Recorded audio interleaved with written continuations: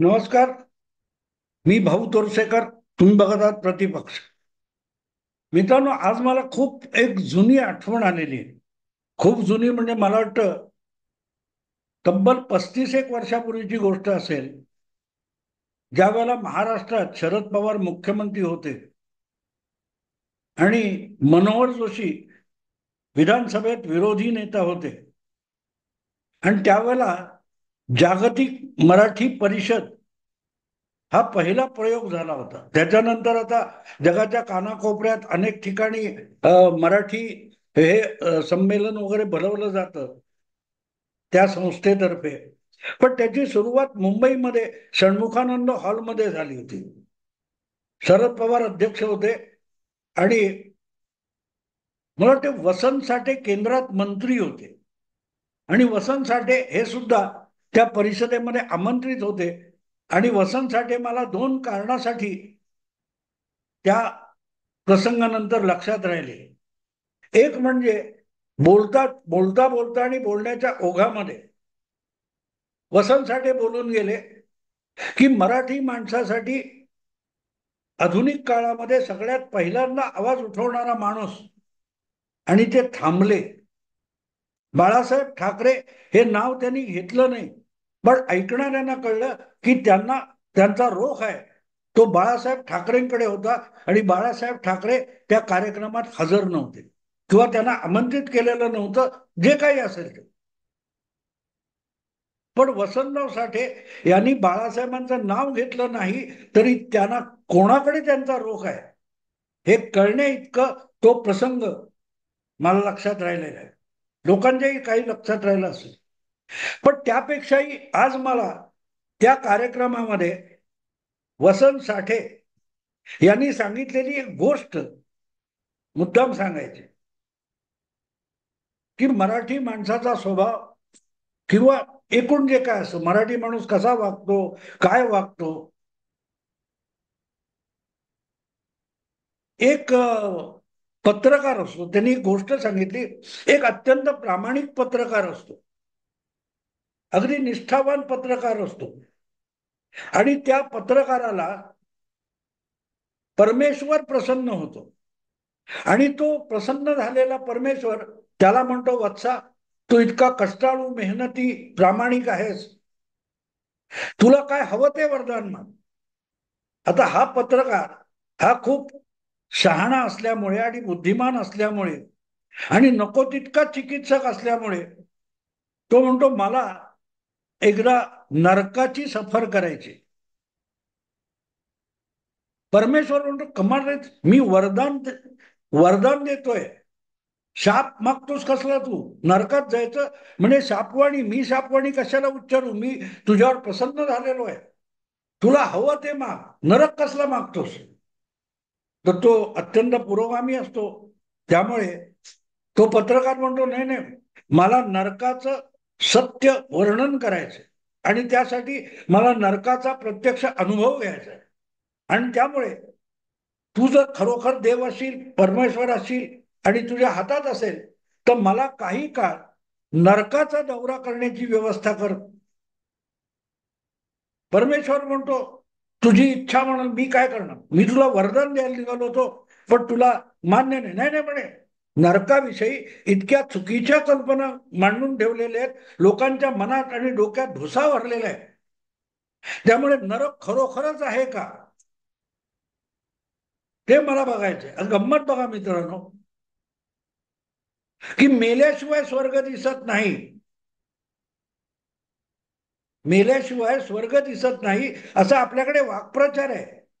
म्हणजे वाक्प्रचारात देखील नरकाचा उल्लेख चांगला म्हणून आलेला नाही. पण हे पत्रकार पुरोगामी त्यात नाही नाही म्हणाला, हे सगळे भ्रम अपप्रचार असतात, मला ते फोडून काढायचे आणि म्हणून मला नरकात जायचं. ईश्वर म्हणतो, तथास्तु. तथास्तु म्हटल्यावर तत्काळ हा सदेह पत्रकार, हा सदेह नरकाच्या दारात उभा असतो. नरकाच्या प्रवेशद्वारावर उभा असलेला जो पहारेकरी असतो, तो त्याला आदराने सलाम करतो, कुर्निसात करतो, मुजरा करतो, दार उघडतो आणि तो आत जातो. नरकामध्ये या पुरोगामी पत्रकाराच्या स्वागतासाठी, नरकामध्ये त्या पुरोगामी पत्रकाराच्या स्वागतासाठी कमानी उभारलेल्या असतात, तोरणं लावलेली असतात, गुढ्या.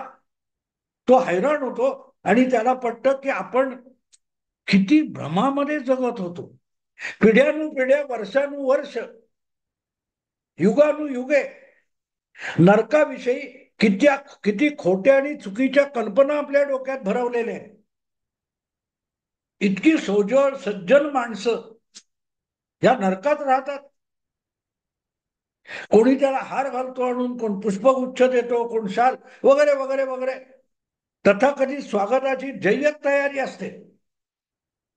आणि तो सगळा नरकाचा अनुभव काय आठवडाभर घेऊन हा पत्रकार परत येतो आणि धडाधड कॉलम लिहायला लागतो की बघा, या गोदी मीडियाने, या काय म्हणाल त्या भांडवलशाही मीडियाने, या विकल्या गेलेल्या मीडियाने, विचारवंतांनी आपल्या डोक्यात किती भुसा भरलाय, नरकाविषयी किती खोट्या खोट्या कल्पना आपल्या डोक्यात भरवल्या. मी साक्षात नरकाचा दौरा करून आलोय आणि माझा अनुभव हा इतका दांडगा होता की अरे, एखाद्या देशाचा पंतप्रधान किंवा कोणतरी असा मोठा महान व्यक्ती, त्याचं स्वागत होणार नाही असं एका माझ्यासारख्या सामान्य पुरोगामी पत्रकाराचं स्वागत झालं. पुरोगामी हा शब्द मी घातलाय, हा साठेंचा शब्द नाहीये. झालं यथावकाश त्यावर जनमानसातला नरकाविषयीचा भ्रम दूर करण्याचा प्रयास तो पत्रकार आपल्या लिखाणातून करतो आणि लोकही चकित होतात. क्या बात है, अरे आपण पुढे होतो का? आपल्या बापजाद्यांनी किंवा आपल्या पूर्वजांनी किंवा कोण जे तत्कालीन बुद्धिमंत असतील, विचारवंत असतील किंवा पूजापाठ सांगणारे असतील, यांनी नरकाच्या किती खोट्या कल्पना आपल्या डोक्यात भरवल्या. काय किती छान छान आहे सगळं. स्वर्ग पाहिजे कशाला, नरकात गेलेलं बरं. तेव्हा कोणी नरकात जाशील म्हटलं तर त्याला शिव्याशाप न समजता वरदान समजावं असंच अनेकांना वाटायला लागलं. खुद्द त्या पत्रकाराला, ज्याने ही लेखमाला लिहिली, तो खुश होता आणि त्याने मनोमन ठरवलं होतं की आपल्याला स्वर्गात जायचं नाही आणि पाप केल्याने कोणी स्वर्गात जात नाही. नरकात गेला तर नरक हा स्वर्गापेक्षा अधिक सुंदर आहे वगैरे वगैरे. हे सगळं होता होता तो म्हातारा होतो आणि मरतो एक दिवस. मेल्यानंतर जेव्हा चित्रगुप्तासमोर त्याला हजर करतात तेव्हा चित्रगुप्त म्हणतो, तुम्ही फार पुण्यवंत आहात, तुम्ही फार प्रामाणिक आहात, तुम्ही फार प्रामाणिक आणि इमानदारीचं जीवन जगलात, त्यामुळे तुमच्या नशिबी स्वर्ग आहे. तेव्हा परत त्याला सुद्धा तो पुरोगामी पत्रकार खडसावतो, तुझं ढोंग पुरे झालं, मला स्वर्गात नाही जायचंय, मला नरकात जायचंय. तो चित्रगुप्त गयावया करून सांगतो, रे बाबा तू पुण्यवान आहेस, तू नरकात कशाला जाशील? नरक ह्या यातना आहे, नरक म्हणजे वेदना आहे, नरक म्हणजे दुःख आहे, नरक म्हणजे विटंबना आणि अवहेलना आहे. चुप. पत्रकार त्याला चुप करतो. काय बोलतोस खोटं धड? मी नरक बघितलंय, परमेश्वराच्या कृपेने मला त्या नरकाचा दौरा करता आला. मी त्याच्यावर एक प्रदीर्घ लेखमाला लिहिलेली होती. अनेक जनतेच्या डोळे उघडले होते, भ्रम दूर केले होते की नरकासारखी आनंदी आणि सुखमय जागा नाही. तेव्हा मला नरकात जायचंय, मी स्वर्गात जाणार नाही. चित्रगुप्त म्हणतो ठीक आहे म्हणतो, पण तुमच्यासाठी स्वर्ग असताना सुद्धा तुम्हाला नरकात जाण्याची हौस असेल तर रोखणारा मी कोण? तुमची इच्छा शिरसामान्य. कारण नरक ही सजा आहे आणि स्वर्ग ही सुविधा आहे. पण तुम्हाला सुविधा नकोय, तुम्हाला नरकात जायचंय. तुम्हाला स्वेच्छेने सजा भोगायची असेल तर तुमची इच्छापूर्ती किंवा काय ती स्वेच्छा पूर्ण करणं हे माझं कर्तव्य आहे. मी तुम्हाला नरकात पाठवतो, पण परत एकदा विचार करा. चुप. विचार कसला करायचा? मी मरण्यापूर्वीच हे लिहिताना ठरवून आलो होतो की मला नरकात जायचं. आणि मित्रांनो, चित्रगुप्त आपल्या शिपायाला सांगतो, जा याला नरकात घेऊन. आणि तो नरकात जातो. त्याला ते संपूर्ण नरकाचं गेट बघून खुश होतो की आपण आलो नरकात. हे दारुगड, तो ते नरकाचं गेट उघडून आत जातो न जातो, तेवढ्यात एक कोणीतरी त्याच्या ढोंगणावर सणसणीत लाथ मारतो. आणि कोणी लाथ मारली हे वळून बघण्यापूर्वी हा पुरोगामी पत्रकार जो आत्मा त्याचा, हा कुठेतरी एका खाचरात डबक्यात जाऊन पडतो, जिथे मलमूत्र आणि माखलेलं असतं सगळं तोंड. शी काय हे, काय चाललंय काय, असं तो विचारतो. कोणी येऊन त्याच्या कानफडीत मारतोय, कोण त्याला परत आणखीन काहीतरी ढकलतोय, धोंडे मारतोय. तो पहिल्या आरंभीच्या काही काळातच तो पुरोगामी पत्रकार घायकुतीला येतो. त्याचा विश्वास बसत नाही. आपण ज्यांच्याबद्दल इतकं चांगलं लिहिलं, त्यांच्याविषयीचे गैरसमज दूर करण्याचा आपण इतका प्रयत्न केला 7 दिवसाच्या दौऱ्यानंतर, आणि हे लोक आपल्याशी असे का वागतायत? जेव्हा आपण दौऱ्यावर आलो होतो तेव्हा हे किती छान वागत होते, तोरणं, कमानी, काय काय पुष्पगुच्छ, फुलाचा सडा वगैरे. आज यांना झालंय काय? शेवटी तो हात जोडून सगळ्यांना म्हणतो, बाबा हे सगळं काय ते थांबवा, आणि मला एक सांगा की मी तुमच्याकडे दौऱ्याला आलो होतो ते तरी आठवतंय का तुम्हाला? तर त्यातला एक दांडगा असतो, तो पुढे म्हणतो, हो आठवतं ना, तू दौऱ्याला आला होता, आम्ही कमानी उभारल्या होत्या, तुझं जबरदस्त स्वागत केलं होतं, अमुक तमुक हे ते. तर मग तो पत्रकार त्यांना विचारतो, मग आज असे का वागताय, आज असे का वागताय? तर तो दांडगा त्याला सांगतो, तेव्हा तू पाहुणा म्हणून आला होतास, आता तू आतलायस, आता तू आमच्यातला एक रहिवासी आहेस, तेव्हा तुला आम्हाला भोगाव्या लागणाऱ्या सगळ्या यातना, वेदना, दुःख भोगावं लागणार, कारण हाच नरक आहे. तू सांगितलास तो पुरोगामी कल्पनेतला नरक होता, काल्पनिक होता, तुझ्या समोर निर्माण केलेला आभास होता, की आपल्याविषयी बाहेर गैरसमज होऊ नयेत म्हणून आम्ही तुझ्या समोर निर्माण केलेलं ते चित्र होतं, परसेप्शन होतं. आता वस्तुस्थिती आहे, कारण तू आमच्यातला एक आहेस. मित्रांनो, ही काल्पनिक कथा आहे, पण त्यातला आशय विसरू नका. आशय साफ आहे. अगदी आपल्या नेहमीच्या जगण्यामध्ये पण आपण म्हणतो ना, दुरून डोंगर साजरे, फार सुंदर हिरवं झाडं, काय काय पक्षी, काय काय दिसतं. पण जेव्हा तो डोंगर चढायला सुरुवात करता, तेव्हा जो घाम फुटतो आणि दमछाक होते, तेव्हा डोंगर हा फक्त देखणा नाही, तर तो चढणं किती अवघड आहे त्याचा अनुभव येतो. नेमकं तेच या गोष्टीतला आशय आहे. तुम्ही जो कल्पनेतला नरक बघितला होता, तो तुम्हाला कोणीतरी दाखवलेला होता, कोणीतरी सांगितलेला होता. ते एक आमिष होतं, ते सत्य नव्हतं, ते वास्तव नव्हतं. जेव्हा तुम्ही वास्तविक नरक बघता, तेव्हा तुम्हाला त्यातला वेदना, त्यातल्या यातना, दाह जाणवायला लागतं. ही गोष्ट मित्रांनो आज मी का सांगितली? वसंत साठेंचं नाव घेऊनच सांगितली.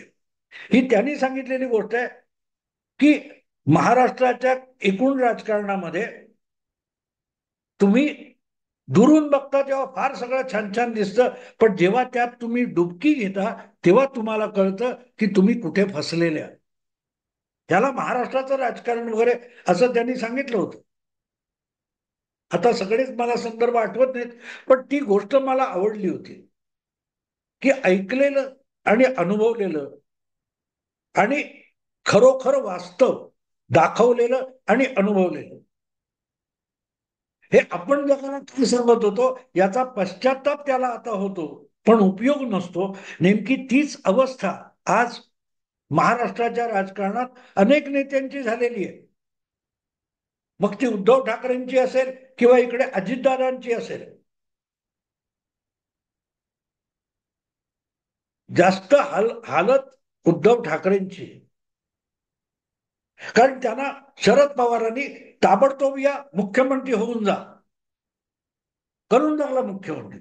2.5 वर्ष उद्धव ठाकरे मुख्यमंत्री होते, आणि पवारांच्या काय अगदी ठेवणीतले पत्रकार उद्धव ठाकरेंना जगातला आणि विश्वातला एक नंबरचा मुख्यमंत्री म्हणून कौतुक करत होते. तो पुरोगामी पत्रकार जो नरकात गेला होता दौरा करायला आणि त्याच्यावर रिपोर्ट बनवायला, त्यापेक्षा 2.5 वर्षात आणि पुढच्या एकूण गेल्या 4 वर्षात उद्धव ठाकरेंची अवस्था वेगळी नाही. त्याच पत्रकारांनी उद्धव ठाकरेंना इतकं डोक्यावर चढवलं, हरभऱ्याच्या झाडावर चढवलं, की तुमच्यासारखा मुख्यमंत्री झाला नाही. तुमचं मुख्यमंत्री पद हिरावून घेतलं म्हणून तुमच्याविषयी कमालीची सिंपती आहे.